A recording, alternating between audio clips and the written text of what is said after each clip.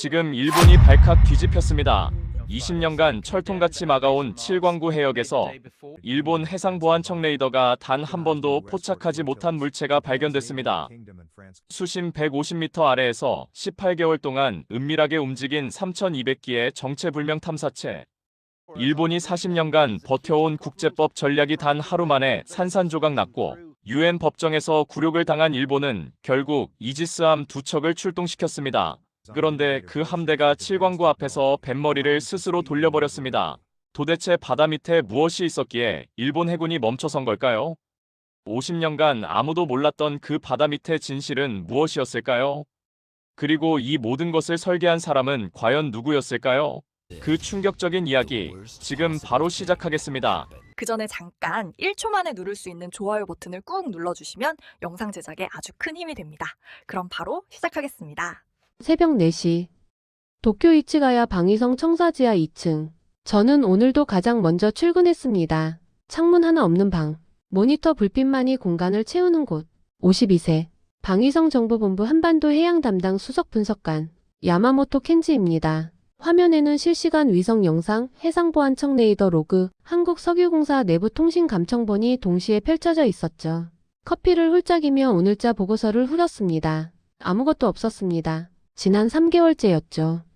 한국의 칠광구 관련 움직임이 완전히 멈춰 있었습니다. 저는 보고서 하단에 도장을 찍었습니다. 이상 없음. 그 도장을 찍으면서 묘한 쾌감을 느꼈습니다. 20년이었습니다. 제가 이 방에서 칠광구 해역 하나만 바라보며 보낸 세월이. 벽면에는 위성사진이 빼곡했습니다. 한국해양조사선의 항적, 석유공사 예산 변동 그래프, 심지어 한국 측 잠수사 명단까지. 저는 그 바다를 송금보듯 안다고 믿었습니다. 협정 종료 통보 가능일까지 정확히 14일이 남아 있었습니다. 1974년에 체결된 한일 대륙분 공동개발협정. 이 협정이 만료되는 순간 칠광구는 국제법에 따라 자연스럽게 일본 수역으로 편입됩니다. 40년을 버텼습니다. 마지막 14일만 남았죠. 그때 부하 이시카와가 조심스럽게 다가왔습니다. 선배님, 한국 어선 항적 데이터에서 이상한 점을 발견했습니다. 3개월 전부터 어선들이 칠광구 남쪽 경계 안쪽에서 규칙적으로 정지했다가 이동합니다. 패턴이 너무 일정합니다. 저는 피식 웃었습니다. 어선이 어선이지. 물고기 잡는 거야. 과잉 해석하지 마. 이시카와는 고개를 숙였습니다. 하지만 이시카와의 표정에는 확신이 남아 있었죠. 저는 그 표정을 무시했습니다. 그리고 벽에 붙어있던 낡은 메모지 하나를 떼어냈습니다. 2005년 처음 이 임무를 봤던 날 제가 직접 적어둔 문구였죠. 한국은 우리가 열어주지 않으면 들어올 수 없다. 임무 완수가 눈앞이었습니다. 더 이상 필요 없는 다짐이라 생각하며 쓰레기통에 버렸습니다. 그것이 제 첫 번째 실수였습니다. 2025년 6월 13일, 협정 종료까지 9일, 방위성 내부 행사가 있었습니다. 다카이치 사나이 신임 총리의 취임 축하 자리였죠. 방위위원회 시절부터 제 보고서를 탐독해온 인물. 제가 20년간 쌓아온 칠광구 전략의 가장 큰 수혜자. 다카이치가 마침내 총리 자리에 올랐습니다. 행사장 한켠에서 짧은 악수를 나눴습니다. 다카이치 총리가 웃으며 말했습니다. 야마모토 분석관, 당신의 20년 덕분에 우리가 이 자리에 서게 됐어요. 마지막까지 잘 부탁합니다. 저는 고개를 숙였습니다. 하지만 사무실로 돌아오는 길 내내 그 말이 머릿속에서 떠나지 않았습니다. 마지막까지. 왜인지 그 단어가 처분의 어감처럼 들렸습니다. 억지로 떨쳐냈습니다. 제가 너무 예민한 거라고. 사무실에 돌아오자 이시카와가 두 번째 보고를 올렸습니다. 선배님, 어선 패턴을 다시 분석했습니다. 지난 12개월 동안 총 47척이 칠광구 경계 인근에서 동일 패턴을 반복했습니다. 위성 열화상 분석으로는 어선 내부에서 과도한 전력 소비가 감지됩니다. 어선치고는 있을 수 없는 수준입니다. 이번엔 저도 파일을 들여다봤습니다. 숫자는 분명히 이상했죠. 하지만 파일을 내려놨습니다. 우리 레이더망은 칠광구 전역을 24시간 커버한다. 뭔가 심어뒀다면 벌써 잡혔겠지. 바로 그 순간이었습니다. 통신이 들어왔습니다. 한국산업통상자원부 장관이 예정된 기자회견을 전면 취소하고 단신으로 출국했다는 외교부 속보. 행선지는 네덜란드 헤이그. 저는 손이 멈췄습니다. 헤이그. 단순한 도시가 아니죠. 국제사법재판소, 상설중재재판소, 대륙붕의 주인을 결정하는 UN 대륙붕안개위원회. 국제법의 심장부입니다. 협정 종료를 코앞에 둔 시점에 한국 장관이 하필 그곳으로 날아갔습니다. 저는 창밖 도쿄의 빗속을 바라봤습니다. 장기판 밖에서 말이 움직이는 것 같은 불쾌한 감각. 20년간 단 한 번도 느껴보지 못했던 감각이었습니다. 저는 즉각 비상정보 수집 체계를 가동했습니다. 헤이그 현지 공작원 코드명 윈드밀에게 한국 대표단 동향 파악을 지시했죠. 동시에 지난 12개월치 7강국 감시 로그를 전수 재검토하기 시작했습니다. 밤을 꼬박 새웠습니다. 새벽 4시. 이시카와가 창백한 얼굴로 제 앞에 섰습니다. 선배님, 찾았습니다. 저는 모니터에서 눈을 들었습니다. 저희 레이더가 수면 위는 완벽하게 커버했습니다. 그런데 수심 150m 이하 구간에는 정기 점검 주기마다 72시간의 공백이 발생합니다. 장비 교체 일정과 맞물려 연간 18회, 매번 72시간씩입니다. 등줄기가 서늘해졌습니다. 그 공백이 언제부터였지? 2024년 1월부터입니다. 정확히 18개월 전입니다. 18개월. 이시카와가 6개월 전 처음 보고했던 어선 패턴이 번개처럼 스쳤습니다. 어선들이 정박한 위치와 레이더 공백 구간이 정확히 겹쳤습니다. 그 어선들은 물고기를 잡은 게 아니었습니다. 수중 드론을 발진시키는 모함이었습니다. 그때 헤이그 공작원 윈드밀로부터 암호 통신이 도착했습니다. 한국 대표단이 유엔 대륙붕위원회에 제출한 문서의 표지 스캔본이었습니다. 코드명 프로젝트 레비아탄. 탐사일자 2024년 6월부터 2025년 5월. 탐사공법 인공지능 기반 자율주행 군집 탐사체 운용. 탐사체 수량 3,200기 이상. 오차 범위 0.01% 이내. 저는 숫자를 3번 확인했습니다. 3,200기. 모든 숫자가 맞아 떨어졌습니다. 레이더 공백 18개월, 어선 위장 47척, 드론 3,200기. 그들은 우리가 스스로 만들어 놓은 허점을 정확히 알고 정확히 그 타이밍에 파고들었습니다. 저는 이시카와에게 물었습니다. 레이더 점검 일정이 외부로 유출될 수 있는 경로가 있나? 있습니다. 한일 해상안전협의체 정례회의 때 일본 측이 운영 일정을 매년 공유합니다. 2009년부터요. 저는 눈을 감았습니다. 2009년부터. 우리가 14년간 스스로 달력을 건네줬습니다. 쓰레기통에 버린 그 메모지가 떠올랐습니다. 한국은 우리가 열어주지 않으면 들어올 수 없다. 우리가 직접 문을 열어준 겁니다. 저는 방위성 차관의 허가도 받지 않고 단독으로 암스테르담행 비행기에 올랐습니다. 임무는 하나. 한국 대표단이 제출한 데이터의 신뢰도 검증. 가능하다면 무력화. 14시간 비행 동안 한숨도 자지 못했습니다. 기내 와이파이로 들어오는 도쿄 뉴스들. 다카이치 총리의 강경 발언. 방위성 내부 강경파들의 움직임. 머릿속에서 시뮬레이션이 쉬지 않고 돌아갔습니다. 좌석 등받이를 젖히고 눈을 감으려 했습니다. 그런데 눈꺼풀 안쪽에서 자꾸 같은 장면이 떠올랐습니다. 이시카와가 처음 어선 패턴을 보고했을 때 제가 피식 웃으며 무시하던 그 순간. 그 순간 저는 분석관이 아니라 그냥 오만한 관료였습니다. 헤이그 도착. 저는 공작원을 통해 평화궁 도서관 지하 한국 대표단 베이스 캠프에 침투했습니다. 건물 관리 직원으로 위장한 경로였죠. 문을 열고 들어서는 순간 저는 입을 다물 수밖에 없었습니다. 제가 예상했던 건 수십 명의 변호사가 고함치는 전쟁터 같은 광경이었습니다. 하지만 그곳은 기이할 정도로 고요했습니다. 벽면에는 법전 대신 해류 분석 그래프와 지층 단면도가 가득했죠. 그 중앙에 한 남자가 앉아 있었습니다. 낡은 트위드 재킷, 뿔테 안경, 한 손에 붉은 볼펜을 굴리며 지도를 들여다보는 남자. 박도연, 국가정보원 기술분석팀장. 저는 20년간 박도연의 이름이 적힌 보고서를 수백 번 읽었습니다. 하지만 얼굴은 처음이었습니다. 데이터상으로는 단순한 기술 관료로 분류해왔던 인물이었죠. 그런데 지금 눈앞에 있는 박도연은 달랐습니다. 보고서 속 숫자가 아니라 살아 숨쉬는 사람이었고 그 눈빛에는 제가 한 번도 본 적 없는 종류의 확신이 담겨 있었습니다. 박도연은 고개도 들지 않고 유창한 일본어로 말했습니다. 야마모토 수석 분석관님이시군요. 기다리고 있었습니다. 비행 14시간이셨는데 피곤하지 않으십니까? 저는 순간 굳어버렸습니다. 제가 온다는 것을 알고 있었습니다. 그렇다면 윈드밀이 이중첩자라는 뜻이었습니다. 20년간 저는 이 사람을 감시했습니다. 그런데 박도연은 그 사실을 알면서도 저를 감시하고 있었던 겁니다. 누가 감시자이고 누가 피감시자인지. 그 경계가 이 방 안에서 완전히 뒤집혀 있었습니다. 박도연이 이어서 말했습니다. 앉으시죠. 커피는 직접 내렸습니다. 분석관들은 카페인을 좋아하잖아요.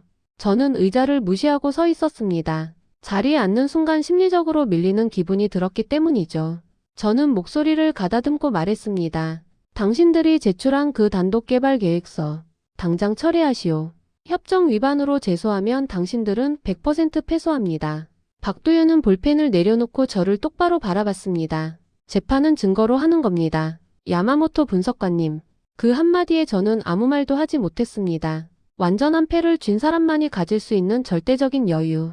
박도현은 이미 이겼고 저를 부른 이유가 따로 있다는 걸 그때 직감했습니다. 다음 날 아침 평화궁 제3호 법정. 저는 방청석에 앉았습니다. 공식 대리인 자격이 없었기 때문이죠. 20년간 이 전쟁의 설계자였던 저는 정작 결정적인 순간에 방청객 신세였습니다. 일본 측에는 12명의 엘리트 변호인단, 한국 측에는 박도현과 실무진 4명. 숫자만 보면 압도적이었습니다. 일본 측 법률 대리인이 마이크를 잡았습니다. 중간선 원칙 지리적거리 데이터 21세기 국제법의 대세. 제가 20년간 구축한 논리 체계의 집약이었죠. 재판관들도 고개를 끄덕였습니다. 저는 방청석에서 숨을 죽이며 지켜봤습니다. 완벽한 논리였습니다. 반박할 여지가 없었습니다. 그때 박도현이 천천히 일어섰습니다. 마이크 대신 단상의 노트북 앞으로 걸어나갔죠. 법정 대형 스크린의 첫 번째 화면이 켜졌습니다. 칠흑 같은 심해. 수천 개의 푸른 불빛이 군집을 이루며 유영하는 장면. 마치 심해 속 반딧불이 떼처럼 그것들은 서로 신호를 주고받으며 움직이고 있었습니다. 법정 안에서 탄성이 터져나왔습니다. 총 3,247개입니다. 지난 18개월간 일본 해상보안청이 레이더 점검 주기에 맞춰 순차적으로 투입되었습니다. 일본 측이 스스로 공개한 운영 일정에 따라 방청석에서 제 손이 주먹을 쥐었습니다.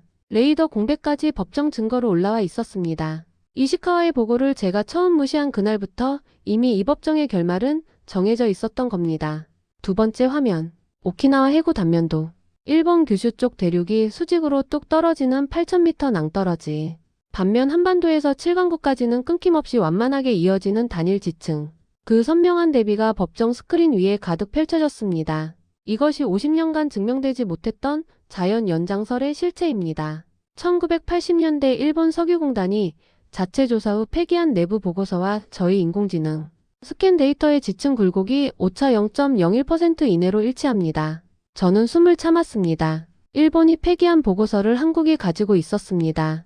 박도현이 레이저 포인터로 끊어진 일본 쪽 지층과 이어진 한국 쪽 지층을 번갈아 가르쳤습니다. 일본 열도는 지질학적으로 대륙에서 분리된 고립된 섬입니다. 7강구에 발조차 붙일 수 없는 구조입니다. 반면 대한민국은 한반도에서 7강구까지 하나의 몸통으로 이어져 있습니다. 인공지능 기술은 거짓말을 하지 않습니다. 재판관들이 웅성거리기 시작했습니다. 일본 측 변호인단은 서류를 뒤적이며 반박 논리를 찾고 있었지만 저는 이미 알고 있었습니다. 저 데이터 앞에서 반박은 없습니다. 그때 중국 대표 류웨이가 갑자기 끼어들었습니다. 공동 소유권을 주장하며 판을 흔들려 했죠. 저는 내심 안도했습니다. 진흙탕 싸움이 되면 시간을 벌 수 있었으니까요. 박도현은 당황하지 않았습니다. 연단 아래 놓아뒀던 파우치에서 USB 하나를 꺼내 흔들었습니다. 지난 18개월간 저희 드론들은 해저만 탐사한 게 아닙니다. 수면으로 부상하는 과정에서 주변 해역을 함께 기록했습니다. 중국 불법 어선 430척의 조업 장면과 그 수익금이 류웨이 대표의 케이맨 제도, 페이퍼 컴퍼니로 이체되는 금융 내역도 함께 확보했습니다. 류웨이의 얼굴이 순간 회색이 됐습니다. 말 한마디 못하고 짐을 챙겨 법정을 빠져나갔습니다. 3분이 채 걸리지 않았습니다. 일본의 든든한 방패가 3분 만에 증발했습니다. 이제 법정에는 완전 무장한 한국과 벌거벗겨진 일본만이 남았습니다. 저는 멍하니 방청석에 앉아 있었습니다. 20년간 제가 구축한 감시망이 한국이 허점을 역이용하는 동안 단 한 번도 이상 신호를 감지하지 못했다는 사실이 지금 저 스크린 위에서 낱낱이 증명되고 있었습니다. 저는 처음으로 그 사실을 소리 없이 인정했습니다. 정보 전쟁에서 졌습니다. 법정이 끝난 복도. 위성통신기의 방위성 차관에 암호 통신이 들어왔습니다. 야마모토. 사세보 기지에서 이지스 한마야와 하구로가 출항했다. 재판 결과와 무관하게 현장 물리적 봉쇄. 총리 각하의 명령이다. 등골이 오싹했습니다. 저는 멍하니 통신기를 바라봤습니다. 정보 분석관의 본능으로 즉각 시뮬레이션이 돌아갔습니다. 이지스함 두 척이 선을 넘는 순간 유엔 재판 진행 중에 군사행동을 감행한 침략국. 승패와 무관하게 일본은 국제적으로 끝납니다. 미치셨습니까? 소리치고 싶었지만 수학이 넘어 차관의 목소리는 이미 끊겨 있었습니다. 바로 그때 박도연이 복도에 나타났습니다. 손에는 검은 바인더가 들려 있었죠. 야마모토 분석관님, 읽어보십시오. 자위대가 선을 넘기 전에 바인더를 펼쳤습니다. 케이드를 1형 가변형 해저 생산기지, 티타늄 탄소섬유 복합체, 압력 저항 심도 12,000m, 전자기 펄스 반경 500m, 초음파 방벽 반경 5km. 손이 떨렸습니다. 시추 장비가 아니었습니다. 요새였습니다. 바다 밑바닥에 심어놓은 요새. 그런데 제 시선이 멈춘 건 무기 스펙이 아니었습니다. 바인더 마지막 부분에 부록으로 첨부된 낡은 노트 복사본, 빛바랜 종이에 번진 잉크로 적힌 글씨. 1980년 11월 4일 한국해양조사단 수석잠수사 이재학 업무일지.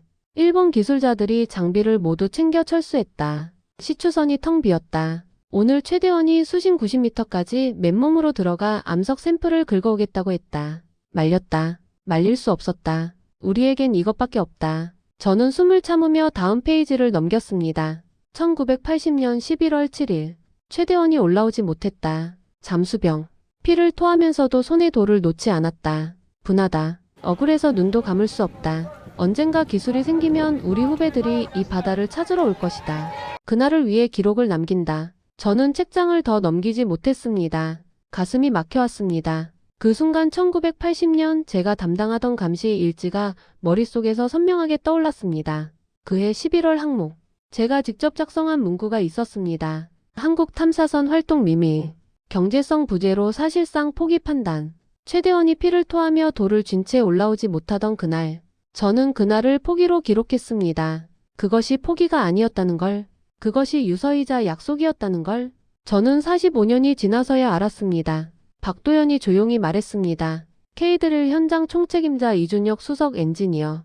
이재학 잠수사의 아들입니다. 제 손에 들린 바인더가 미세하게 떨렸습니다. 아버지가 피를 토하며 긁어온 그 바다에 아들이 만든 기계가 들어가 있는 겁니다. 아버지의 그 마지막 일기를 아들은 읽었을 겁니다. 그 돌 하나를 손에서 놓지 않았던 아버지의 이야기를 들으며 자랐을 겁니다. 케이드릴의 티타늄 방벽과 군집 드론은 공학의 산물이 아니었습니다. 다시는 동료를 잃지 않겠다는, 다시는 무력하게 빼앗기지 않겠다는 사무친 마음이 만들어낸 결정체였습니다. 그런 도끼를 감히 이길 수 있다고 생각했다니. 부끄러움과 공포가 동시에 밀려왔습니다. 박도연이 바인더의 마지막 페이지를 펼쳐줬습니다. 현재 7광구 해저에 매설된 케이드릴 유닛들의 배치도가 그려져 있었습니다. 거미줄처럼 촘촘하게 7광구 전역을 감싸고 있는 붉은 점들. 그 점들이 의미하는 바는 명확했습니다. 일본 함대가 7광구 위를 지나갈 수는 있어도 그 밑바닥에 있는 것을 가져갈 수는 없다는 선언. 그리고 만약 건드린다면 그 함대 전체가 고철 덩어리가 될 수도 있다는 무언의 경고였죠. 박도연이 말했습니다. 사세보에서 출발한 마야함이 7광구에 도착하는데 4시간 걸립니다. 하지만 그들이 무기를 켜는 순간 우리 시스템은 그걸 공격으로 간주합니다. 그 뒤에 벌어질 일은 장담할 수 없습니다. 저는 비틀거렸습니다. 복도벽에 기대서야 했습니다. 우리는 한국을 몰라도 너무 몰랐습니다. 그들은 냄비가 아니었습니다. 겉으로는 조용했지만 속으로는 쇠를 녹여 칼을 갈고 있었습니다. 그것도 아주 치명적이고 예리한 칼을. 통신기의 방위성 본부의 목소리가 들어왔습니다. 야마모토 켄지. 국가반 역죄 조사 착수. 즉각 귀국하라. 예상했습니다. 다카이치 총리 취임식에서 들었던 말이 다시 귓가에 울렸습니다. 마지막까지 잘 부탁합니다. 처음부터 쓰다 버릴 말뚝이었습니다. 저는 통신기를 껐습니다. 박도연이 물었습니다. 어떻게 하시겠습니까? 저는 대답 대신 창밖을 바라봤습니다. 기자들이 평화궁 광장으로 몰려들고 있었습니다. 카메라 장비를 든 수십 개국의 특파원들. 머릿속에서 마지막 시뮬레이션이 돌아갔습니다. 이지스 한마야와 하구로가 선을 넘습니다. 케이드릴 자동방어 모드가 작동합니다. 전 세계가 일본 함대의 충돌을 생중계합니다. 일본 해군 무력화, 국제적 고리, 회복 불가. 막을 수 있는 재앙이었습니다. 그리고 막을 수 있는 사람은 지금 이 순간 지구상에서 저 하나뿐이었습니다. 저는 내면 깊은 곳에서 무언가가 조용히 무너지는 소리를 들었습니다. 30년간 수집한 모든 정보와 보고서가 결국 정치가들의 탐욕을 합리화하는 도구로만 쓰였다는 것을.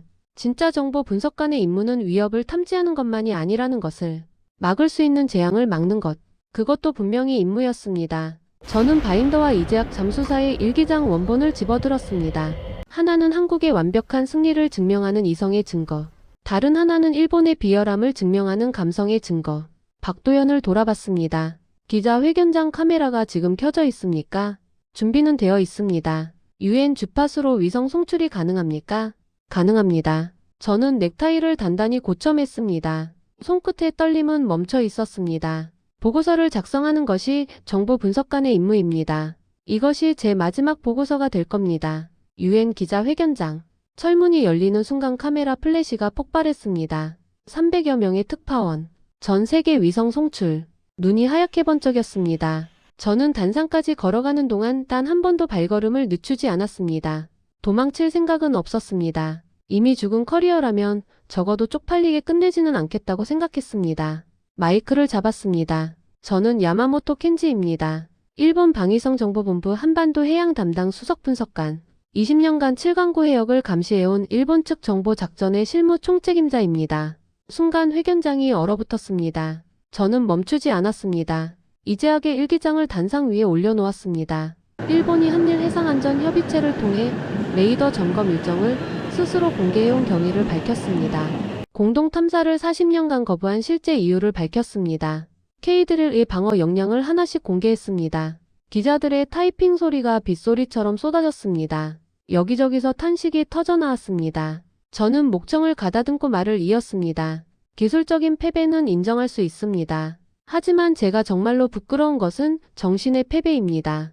일본이 경제성이 없다며 철수했을 때 한국의 잠수사들은 맨몸으로 바다에 뛰어들었습니다. 그들의 피와 땀이 이 데이터를 만들었습니다. 우리는 그동안 무엇을 했습니까? 밀실에서 음모를 꾸미고 법을 비틀었습니다. 이 승부는 애초에 성립될 수 없는 것이었습니다.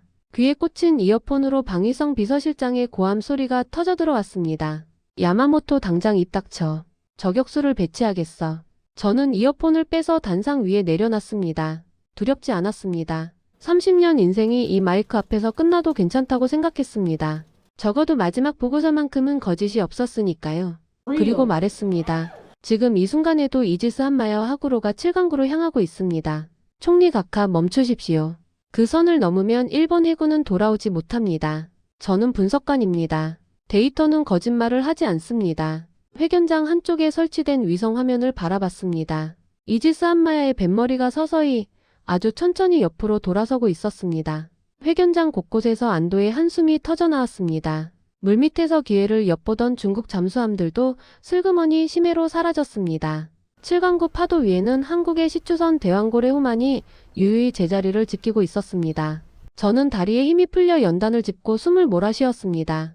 등이 식은땀으로 흠뻑 젖어 있었습니다. 모든 것이 끝났습니다. 일본의 야욕도 전쟁의 위기도, 그리고 야마모토 켄지라는 분석관의 커리어도. 하지만 후회는 없었습니다. 적어도 제 양심은 지켰으니까요.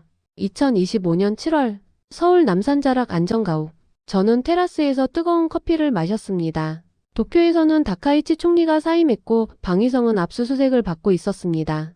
도쿄지검 특수부가 외무성과 방위성을 동시에 들이쳤다는 소식이 아침 뉴스를 달구고 있었죠.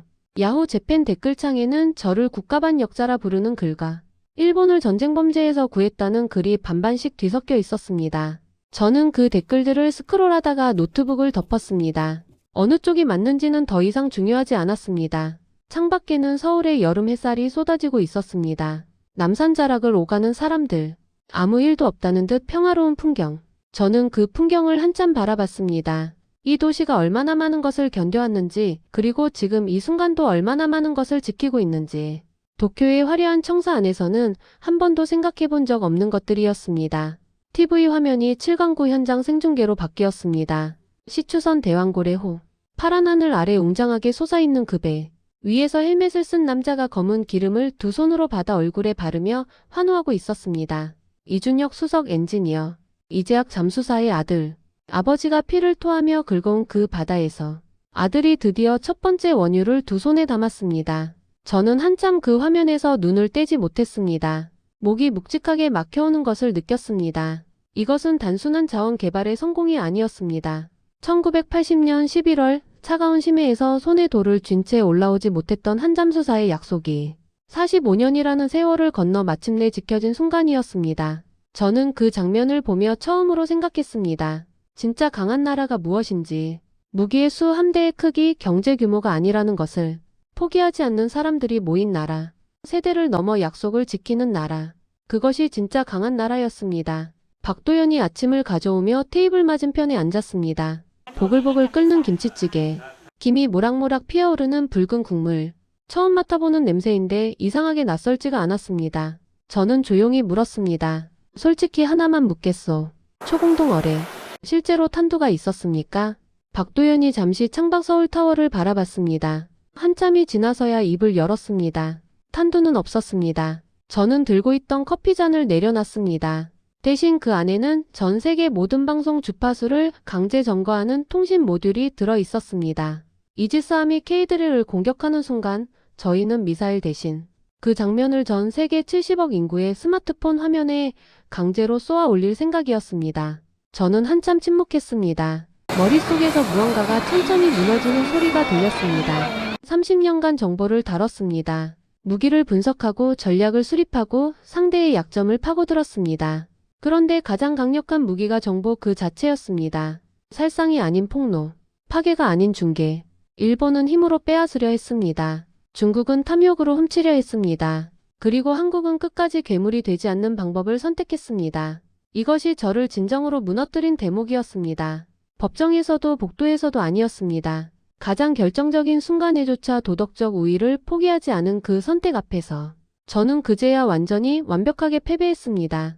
박도연이 말했습니다. 우리는 1974년에 힘을 잃은 기억을 잊은 적이 없습니다. 힘이 없어서 빼앗겼습니다. 그래서 이번엔 맹세했죠.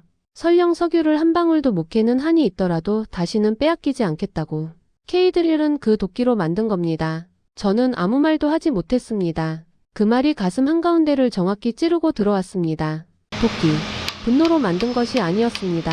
결코 잊지 않겠다는 다짐으로 만든 것이었습니다. 그 차이가 모든 것을 갈랐습니다. 잠시 뒤 박도연이 조용히 물었습니다. 이제 뭘 하실 겁니까? 저는 자리에서 일어나 책상 앞에 앉았습니다. 노트북을 열었습니다. 문서 제목을 입력했습니다. 감시자의 고백. 내가 보지 못한 것들에 대하여.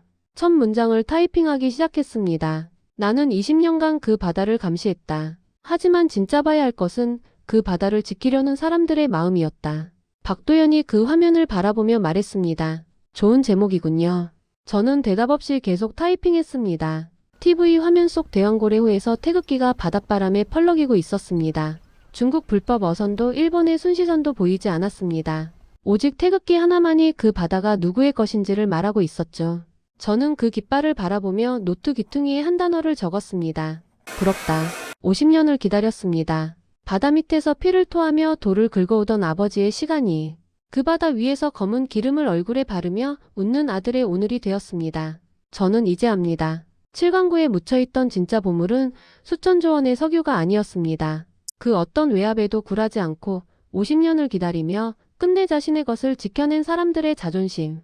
바로 그것이었습니다. 누군가는 한국을 작은 나라라고 말합니다. 하지만 오늘 우리가 확인한 대한민국은 결코 작지 않았습니다.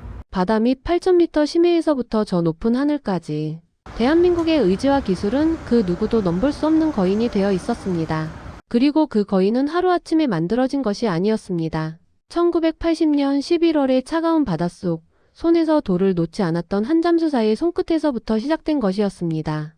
그 어떤 무기보다 강한 것이 있다면 그것은 포기하지 않는 마음이라는 걸 저는 이제 압니다. 서울의 여름 햇살이 테라스 위로 쏟아졌습니다. 이상하게도 이 낯선 도시가 싫지 않습니다. 아니, 오히려 평생 느껴보지 못했던 해방감을 느끼고 있다고 해야 할까요?